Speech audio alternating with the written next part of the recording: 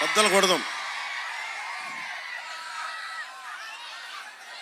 మీరు అందరికీ చాలామందికి ఏదో చిన్నపాటి ఇల్లు, చిన్నపాటి స్థలం, మీ తల్లిదండ్రులు స్వార్జితం, పిత్రార్జితం ఉంది కదా మీ అందరికీ. ఎవరికి ఈ రోజున government, YCP government land titling act పట్టుకొచ్చింది. ఇది మీరు చాలా జాగ్రత్తగా వినాలి ఈ మాట. మీ భవిష్యత్తు కూడా ఇది చాలా అవసరం.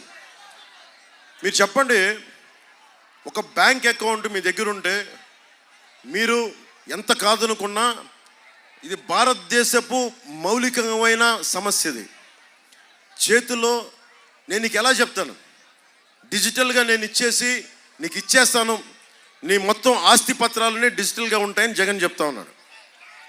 సరే, సంతోషం, టెక్నాలజీ మారిపోతుంది, అద్భుతం జరుగుతుంది అని. మరి మన డీటెయిల్స్ అన్నీ తీసుకెళ్ళి హైదరాబాద్లోని అక్కడ మనం కూర్చోబెట్టి ఒక కంపెనీలో పెడతాడు. నానక్రామంగూడలో ఒక కంపెనీ ఉంది, వైసీపీ వాళ్ళది. ఆ కంపెనీలో మీ ఆస్తి డీటెయిల్స్ అన్నీ పెడతాడు. ఇక్కడ మీకు ఉదాహరణకి ఇక్కడ ఒక ఆక్వా రైతు ఉన్నాడు. నీకు ఎన్ని చెరువులు ఉన్నాయి, నీకు ఏమేమి ఉన్నాయి, అది ఎవరికి వెళ్తుంది, దానికి ముందు వెళ్ళింది మొత్తం డిజిటల్గా వాళ్ళ దగ్గర ఉంటుంది. మీకు స్టాంప్ పేపర్లు ఉండవు.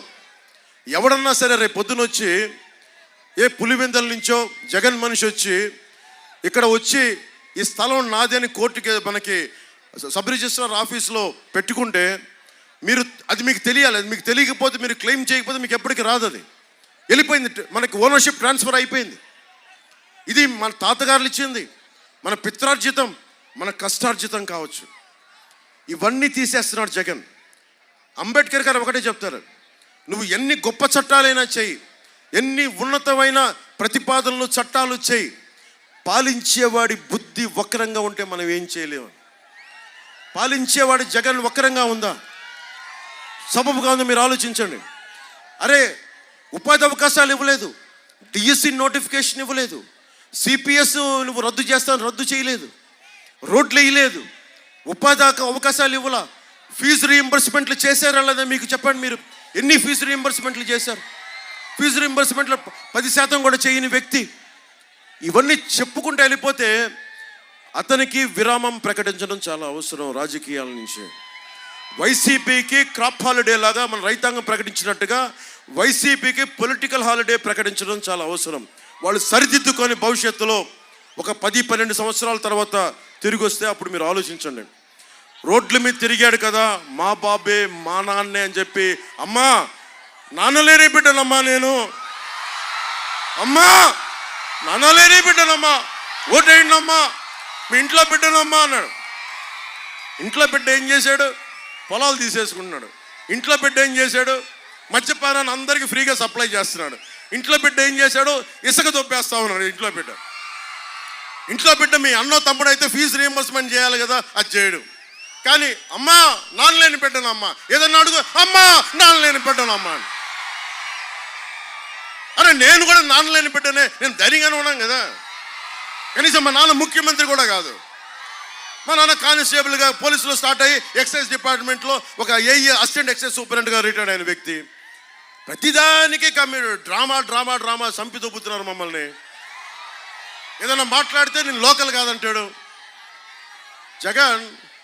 నేను బాపట్లో పుట్టా, తిరుపతిలో నామకరణం చేశాను, ఒంగోలు నెల్లూరులో పెరిగా, పక్కనే ఉన్న మన మొగల్తూరులో మాకు పొలం ఉండేది, మాకు సొంత ఇల్లు ఉండేది.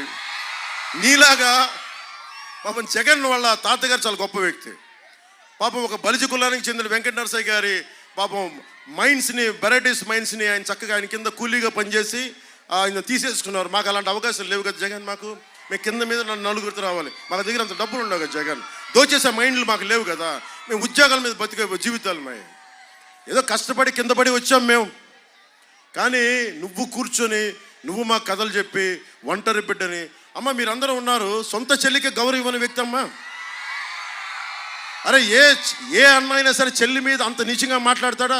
చెల్లి సంసారం గురించి మాట్లాడతాడా? మీరు చెప్పండి అమ్మా. నేను ఇది కూడా చెప్తున్నా, ఆడబిడ్డలకి మానానికి అమర్యాద జరిగితే వాళ్ళ మంత్రులు ఉన్నారు, 1-2 మానానికి అమర్యాదలు జరిగితే ఏమవుతుందని మాట్లాడతారు నీచంగా.